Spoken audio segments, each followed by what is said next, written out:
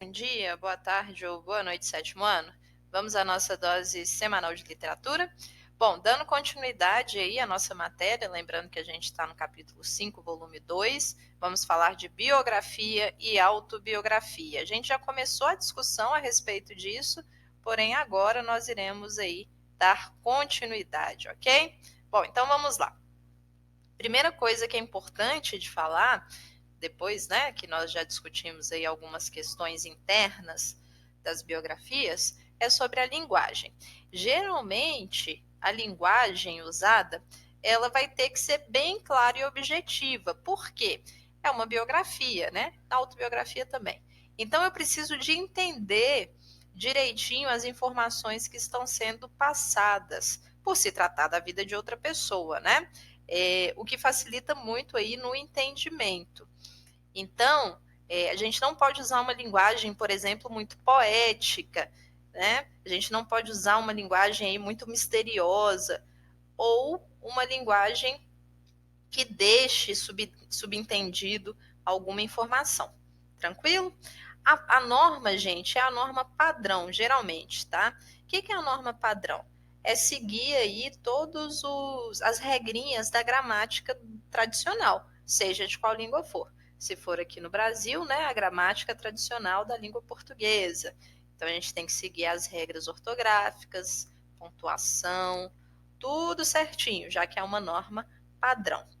Pode existir variação linguística? Sim. Vamos imaginar que a gente está fazendo uma biografia, deixa eu ver um personagem aqui, de uma personagem, de uma pessoa, né, que mora, não sei, no norte do país, em algum estado do norte do país. Então, vamos supor que a gente vai colocar ali, reproduzir falas dessa pessoa. Muito possivelmente essa pessoa, gente, vai ter uma variação linguística, né? Vai ter gírias específicas daquele lugar, vai ter um modo de falar que é específico daquele lugar. Então, essa variação linguística pode aparecer dentro das biografias, sim, sobretudo nas reproduções das falas das personagens. Tranquilo? Variação linguística é isso, tá, gente? É quando a gente tem modos diferentes de dizer, né, modos diferentes aí de se referir a alguma coisa. Um exemplo clássico de variação linguística é a mandioca, né? Mandioca macaxeira. Em cada lugar do país, ela tem um nome diferente. E vale para a gíria também, né? Aqui em Belo Horizonte, por exemplo, a gente tem um traço linguístico muito forte que é o uai. Isso daí não tem em outros estados do Brasil. Então, se eu for fazer uma biografia sobre uma pessoa mineira e estiver reproduzindo ali alguma fala dela, pode ser que apareça o uai, né? Então, não tem problema aparecer variação linguística. Tranquilo? Bom, busca aproximar o leitor da realidade vivida pela pessoa biografada. Então, a linguagem ela tem que convocar o leitor, né, chamar a atenção do leitor e aproximar o leitor da vida do biografado, certo? Então, inclusive as variações linguísticas, elas deixam a gente mais próxima da pessoa que está sendo biografada. Beleza? Bom, para vocês, deixa eu passar aqui para frente, para vocês saberem um pouquinho aí, nós temos as biografias que são romanceadas. Isso acontece muito em filme, né? Como se você pegasse lá a vida da pessoa, fizesse um filme e aí você dá uma floreada, né? Você dá acrescenta algumas coisas para ficar mais artístico, ficar mais bonito, chamar mais atenção. Ok? Isso é uma biografia romanceada. Pode acontecer em livros, em filmes, tranquilo? Bom, vamos lá. O narrador dessa biografia romanceada, ele vai usar a norma padrão. E aí, de novo, né, se a personagem aparecer aí, quem está sendo biografado, pode usar expressão típicas ou gírias. Isso a gente consegue perceber muito em filme biográfico. E a gente pode intercalar as falas do narrador com as falas da personagem, certo? Tem um filme que eu assisti, inclusive, que é a biografia do Tim Maia. E lá o Tim Maia, né, gente, é um cantor, quem não conhece aí pergunta para os pais de vocês, para os avós. Ele foi um cantor muito importante para a música popular brasileira. E ele era um camarada bem descoladão, falava muita gíria, né? E isso aparece no filme biográfico dele. E eu vou ler um pedacinho aqui para vocês verem um trecho, né, dele falando. É o seguinte, ele fala assim: Ô Nelson Mota, eu tô aqui sentado numa cadeira e tomando café numa mesa tão antiga que estou me sentindo Dom João VI, porque tudo é antigaço nesse hotel. Mas o fogão tá funcionando e você tá convidado a tomar um breakfast comigo now. Bom, isso que eu acabei de falar é uma reprodução de uma biografia romanceada que está aí fazendo exatamente a fala do Tim Maia. E o que a gente observa aqui? Que ele está misturando, ele não está usando a norma padrão da língua, né? Já começa com um vocativo aqui, ó. Ô, Nelson Mota. Viram? Eu tô aqui sentado numa cadeira. Tô, né? É só oralidade, isso daí não faz parte da gramática tradicional. Numa, essa palavra aí, ela cabe à oralidade. Quando a gente fala, quando a gente conversa, a gente fala assim. Mas na hora que a gente vai escrever, não pode de jeito nenhum. E ele ainda fala, ó, porque tudo é antigaço nesse motel. Isso daqui é muito informal, né, gente? E ele ainda mistura aí um breakfast e um now, que não fazem parte da norma padrão da língua portuguesa. Tranquilo? Sacaram? Agora, eu vou dar um exemplo, vou ler um trecho aqui, de uma outra biografia de um camarada que foi muito importante aqui para o Brasil. Ele é um ex-presidente chamado Juscelino Kubitschek, e ele foi uma grande personalidade brasileira e um presidente, né? Imagina lá, 1955, um presidente, como que ele fala, né? Ele vai usar uma variação formal da língua, a norma padrão da língua. Então, vou ler para vocês um trechinho da biografia dele. Olha só. Abre aspas. Não fiz nenhuma saída homérica, nem trabalho de Hércules, mas, na verdade, aproveitei razoavelmente o meu tempo e a oportunidade que os vossos votos para governar este Estado me ofereceram. Eu a utilizei, ajudado pelos meus admiráveis colaboradores. E aí estão os vossos olhos, povo mineiro, diante dos olhos dos meus detratores, os frutos e a seara aproveitada. O que a minha administração fez em Minas Gerais foi apenas o indispensável, o inadiável, o justo, o estritamente necessário. Não podíamos continuar sem potencial elétrico, vendo fugir cada vez mais as nossas oportunidades, prejudicados por um erro trágico de interpretação da realidade mineira. Fecha aspas. Bom, então esse é um trecho da biografia do Juscelino Kubitschek. Vocês conseguiram perceber que ele está usando aí uma norma padrão da língua portuguesa, uma variante formal, né? Aqui não tem nada de informalidade, são palavras muito mais complexas. Ele não usa abreviação de palavras, né? Mostrando aí que na biografia dele, né, é totalmente diferente da biografia do Tim Maia. Então, essas variações podem acontecer. O Juscelino Kubitschek, gente, está falando aqui de Minas Gerais, porque foi ele quem pensou, né, idealizou várias coisas aqui em Minas, inclusive a Pampulha e a Avenida Antônio Carlos. Então, ele está fazendo referência a isso aí. Tranquilo? E claro, né, numa biografia eu posso variar aí entre as falas do narrador e as falas da personagem. Tranquilo, gente? Lembrando que biografia, alguém escreve, né, sobre a vida de uma pessoa, ok? Agora eu quero falar um pouquinho sobre... acabei de falar com vocês os trechos das biografias, né? Então tá aí um trecho da biografia romanceada de Tim Maia e um trecho da biografia romanceada de Juscelino Kubitschek, que eu acabei de ler para vocês. Bom, então vamos lá. Agora eu vou fazer a leitura de um pequeno trecho aqui.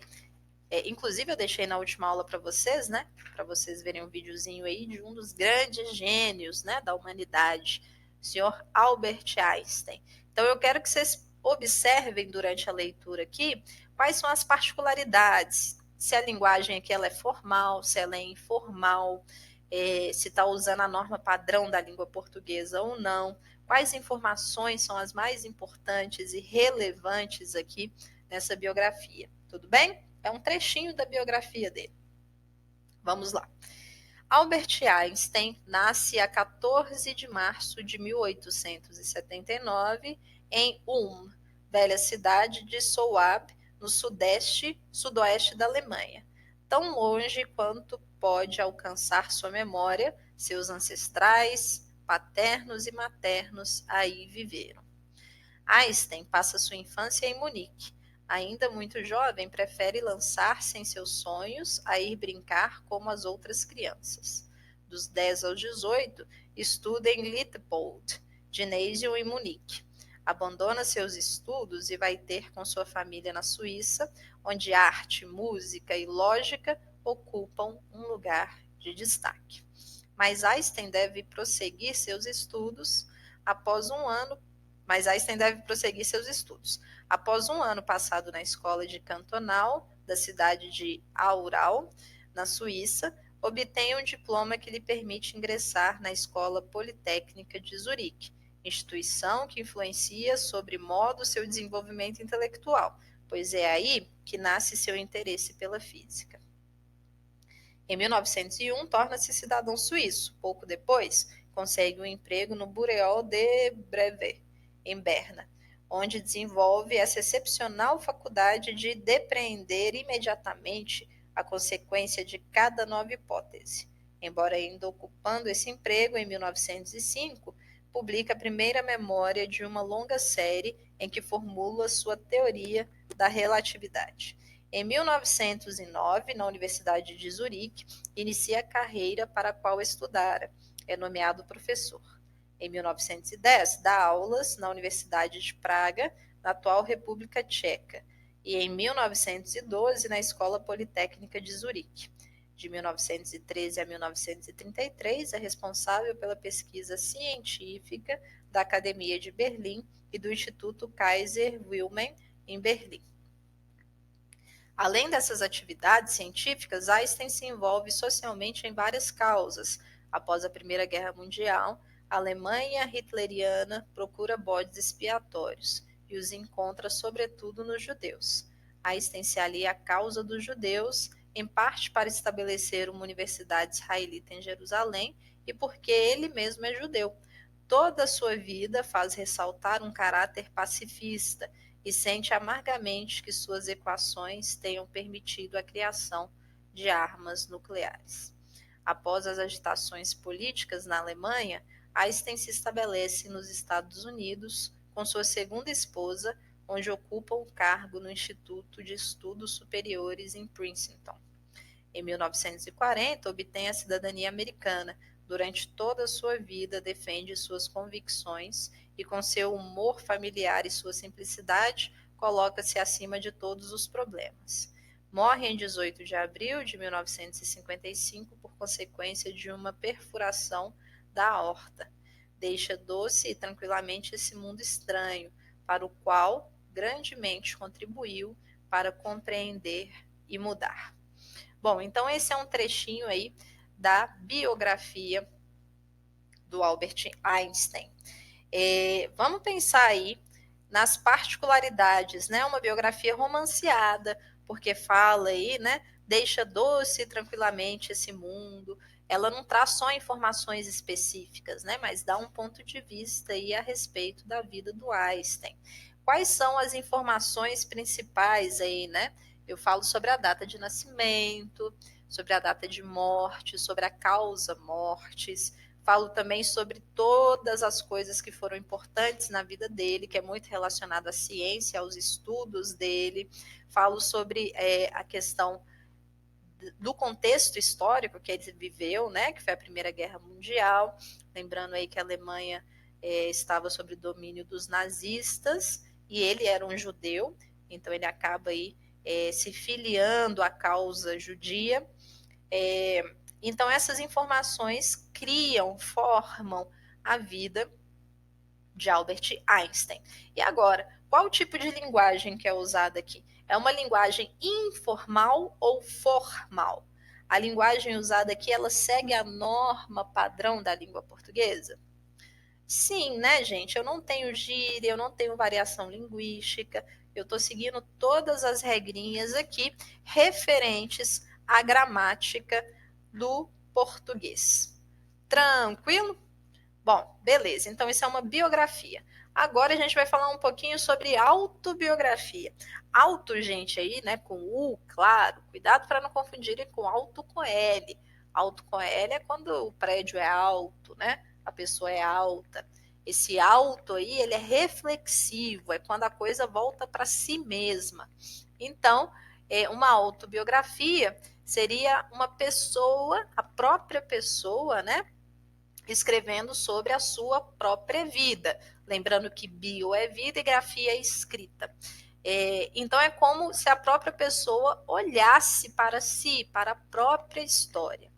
E aí eu vou ler, a definição de autobiografia é a seguinte, ó, é a narração sobre a vida de um indivíduo escrita pelo próprio, sob forma documental, ou seja, é uma prosa que uma pessoa real faz de sua própria existência, acentuando a vida individual, em particular, sobre a história de sua personalidade.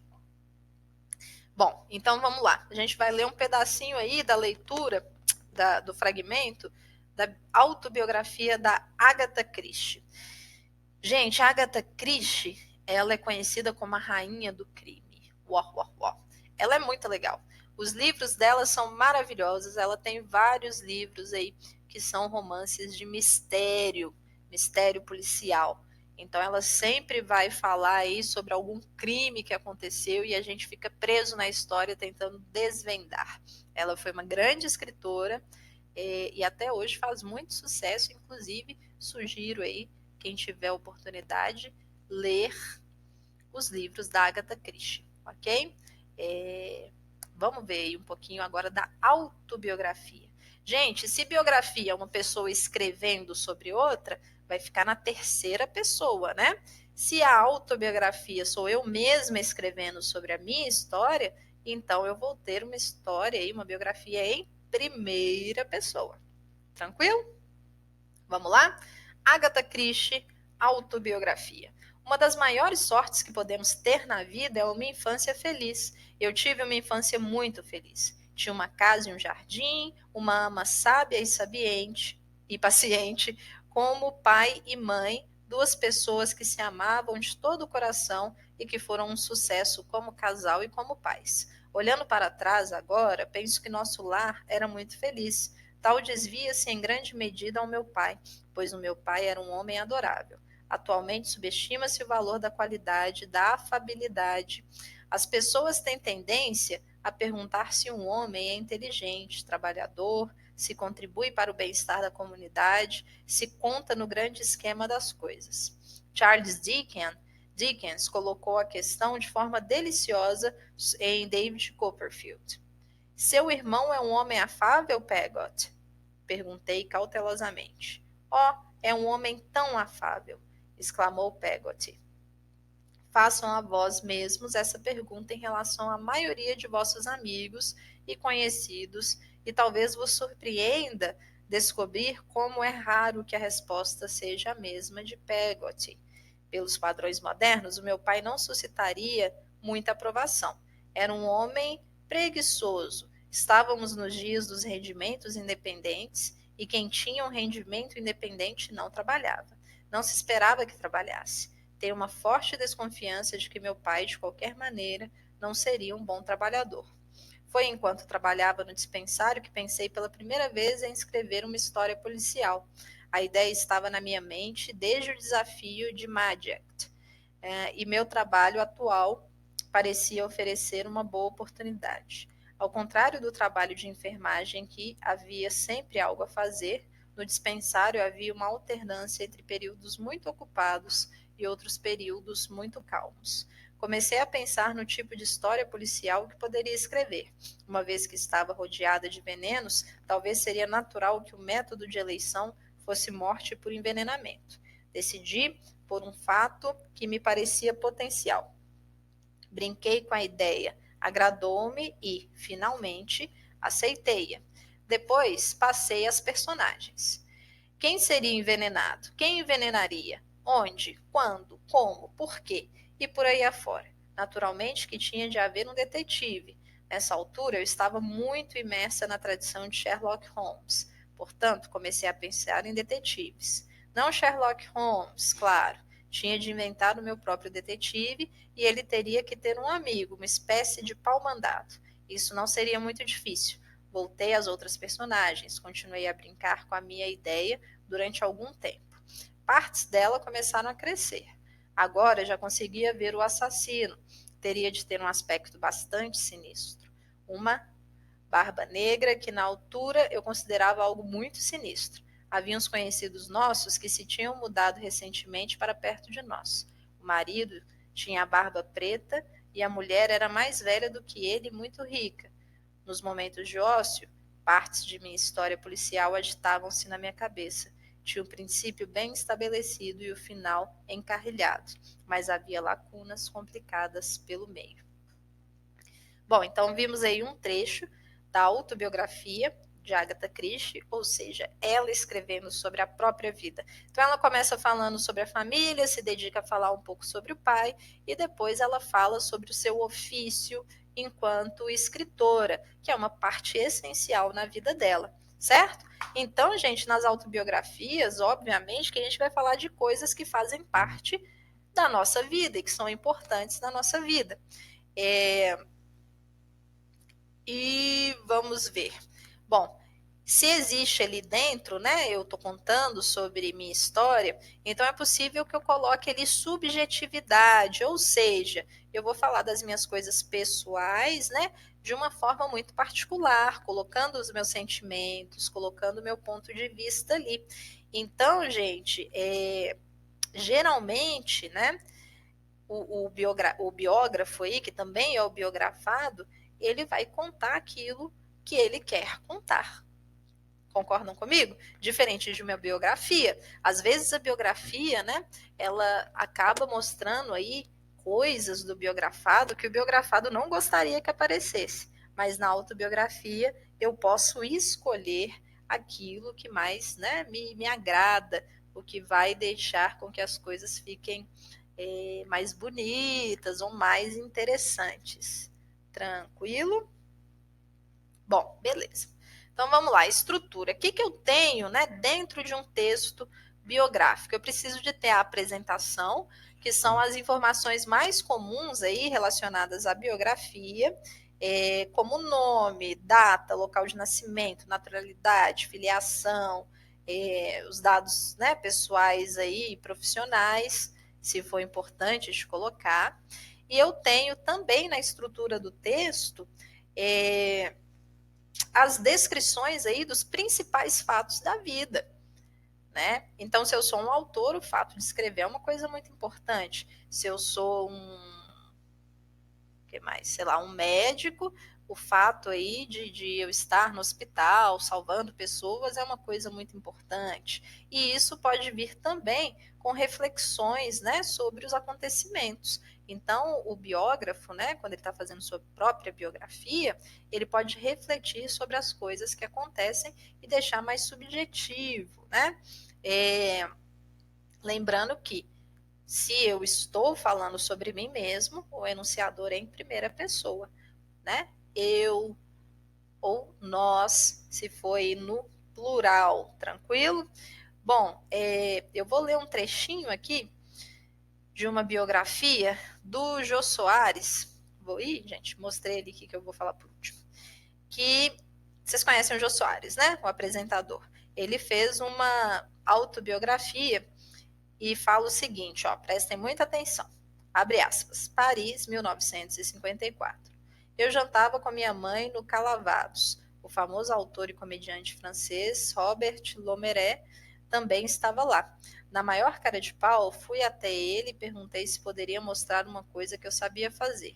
Como o ator gentilmente consentiu, exibi sobre sua mesa o meu grande número da época, uma divertida dança com os dedos das mãos calçando os sapatinhos. Quando acabei, Lamoureux disse: Não sei o que você quer ser na vida, mas não tem jeito, vai acabar fazendo teatro. Olha que legal, gente. Então vamos observar aqui. Tá? O enunciador está em primeira pessoa? Sim, olha só. Eu jantava com a minha mãe, né? E ele vai falar da história aí, do que está acontecendo em primeira pessoa. Tranquilo? Vamos ver uma outra parte aqui, ó. Em 1968, José Bonifácio de Oliveira, sobrinho, Boni, para mim Bonifácio, me convidou para uma conversa na Globo que ficava na Rua das Palmeiras, no bairro de Santa Cecília, perto do centro de São Paulo. A emissora começara a operar na capital no ano anterior, quando adquiriu a TV Paulista, a menor das estações da cidade, da organização Victor Costa. Boni tinha planos para mudar os programas humorísticos na televisão brasileira, herdeiros em grande parte daqueles do período de ouro do rádio, dos teatros de revista da Praça Tiradentes e do ciclo das chanchadas da Atlântida. Batemos um ótimo papo, no fim ele me perguntou: Então, Jô, começamos em janeiro? Conseguem perceber aí, gente, que o enunciador ele é em primeira pessoa, que ele está falando sobre uma coisa que aconteceu na vida dele, trazendo aí fatos que são importantes para a vida dele, já que ele foi, né, uma personalidade aí que ficou conhecida por trabalhar na Globo, e o primeiro trecho ali foi, né, um empurrão para que ele trabalhasse em teatro. Tranks? De boas, né? E olha só, vou falar agora para vocês sobre o ghostwriter. Vocês já ouviram falar nesse termo, ghostwriter? Vocês sabem que ghost é fantasma e writer é escritor. Então, olha só, gente, que loucura. Várias pessoas, né, que decidem escrever livros, às vezes eles contratam ghostwriters, que são esses escritores, geralmente são escritores ou jornalistas, que eles escrevem como se fosse a pessoa. Olha que loucura. Geralmente eles vão ter ali contato só com a pessoa que contratou eles, né? E eles ficam anônimos, eles não podem aparecer, ninguém sabe que foram eles que escreveram os livros dessas outras pessoas. O que acontece? É muito comum uma pessoa, né? Imagina, a pessoa é lá sei lá, um comediante. Ele não é um escritor. Então ele contrata um ghostwriter para fazer o quê? Para escrever a biografia dele. E a pessoa escreve também em primeira pessoa, né? Como se fosse ali o biografado, mas na verdade esse escritor, ele é um contratado. Vocês aí devem conhecer vários YouTubers, né? Que escreveram livros. A grande maioria deles, gente, e aí vem uma revelação, não são eles que escrevem, são os ghostwriters, são as pessoas contratadas que já têm aí muita experiência com a escrita, que vão lá bonitinhos e escrevem um livro para esses nossos queridos YouTubers. E aí, vocês conhecem algum YouTuber que fez uma autobiografia e vocês acham que foi feita por um ghostwriter? Será? Fica essa dúvida aí, hein? Gente, e o público-alvo, né, de autobiografia? Eu gosto muito de ler autobiografia. Gosto mesmo. E prefiro do que as biografias, porque eu gosto de saber o que a pessoa está falando, o que ela sentiu em cada situação. Então, o público-alvo, gente, vai variar muito. Por exemplo, eu gosto muito de ler autobiografia de escritores, porque eu trabalho com literatura, eu também escrevo. Então, tem muito a ver aí com a minha condição, né? Com a minha profissão, com aquilo que eu gosto. Então, o público-alvo geralmente vai ser focado ali nas escolhas das pessoas, na faixa etária das pessoas, não é isso? E aí, gente, eu gostaria que vocês pensassem aí qual autobiografia vocês gostariam de ler. Pode ser uma pessoa que não escreveu, mas que vocês têm curiosidade de saber sobre a vida dessa pessoa, tá? Vou deixar vocês pensarem um pouquinho aí para a gente discutir na próxima aula, tudo bem? É isso por hoje. Foi um prazer estar com vocês. Espero que vocês tenham gostado da aula e vejo vocês na semana que vem. Beijo e tchau!